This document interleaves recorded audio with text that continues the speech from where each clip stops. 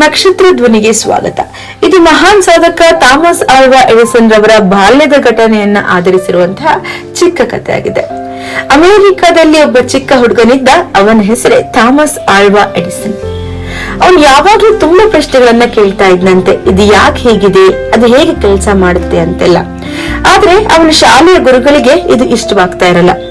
ಅವರಿಗೆ ಎಡಿಸನ್ ಬುದ್ಧಿವಂತನಲ್ಲ, ಗಮನವಿಲ್ಲದ ಹುಡುಗ ಅಂತೆಲ್ಲ ಅನಿಸ್ತಾ ಇತ್ತಂತೆ. ಒಂದ್ಸ ಗುರುಗಳು ಎಡಿಸನ್ ತಾಯಿಗೆ ಪತ್ರವನ್ನ ಬರೆದು ಕೊಡ್ತಾರೆ. ಆ ಪತ್ರದಲ್ಲಿ ಹೀಗಿರುತ್ತಂತೆ: ನಿಮ್ಮ ಮಗ ಶಾಲೆಗೆ ಯೋಗ್ಯನಲ್ಲ, ಅವನು ಕಲಿಯಲು ಅಸಮರ್ಥ ಎಂದು ಬರೆದಿರಲಾಗಿರುತ್ತಂತೆ. ಎಡಿಸನ್ ಆ ಪತ್ರವನ್ನ ತನ್ನ ತಾಯಿಗೆ ಕೊಟ್ಟ. ತಾಯಿ ಅದನ್ನ ಓದಿ ಕಣ್ಣೀರಿಡ್ತಾರಂತೆ.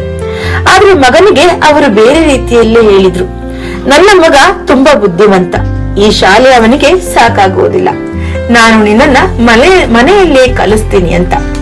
ಅದರ ನಂತರ ಎಡಿಸನ್ ಮನೆಯಲ್ಲೇ ಓದ್ಲಿಕ್ಕೆ ಆರಂಭಿಸಿದ್ರು. ತಾಯಿ ಅವರ ಕುತೂಹಲಕ್ಕೆ ಬೆಂಬಲವನ್ನ ನೀಡಿದ್ರು.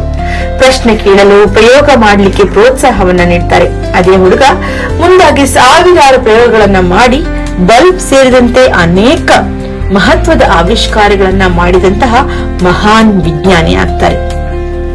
ಹಲವಾರು ವರ್ಷಗಳ ನಂತರ ತಾಯಿಯ ಹಳೆಯ ಪತ್ರವನ್ನ ಓದಿದಾಗ ಎಡಿಸನ್ ಅವರಿಗೆ ಸತ್ಯ ತಿಳಿಯುತ್ತೆ. ಶಾಲೆಯಲ್ಲಿ ಅವರನ್ನ ತಪ್ಪಾಗಿ ಅರ್ಥ ಮಾಡಿಕೊಂಡಿದ್ರು ಅಂತ. ಆಗ ಅವರು ಹೇಳಿದಂತಹ ಮಾತು ಈಗಲೂ ಪ್ರಸಿದ್ಧಿಯಾಗಿದೆ: ನನ್ನ ತಾಯಿ ನನ್ನನ್ನ ನಂಬಿದ್ರಿಂದಲೇ ನಾನು ಇಂದು ಈ ಸ್ಥಾನಕ್ಕೆ ಬಂದೆ ಅಂತ.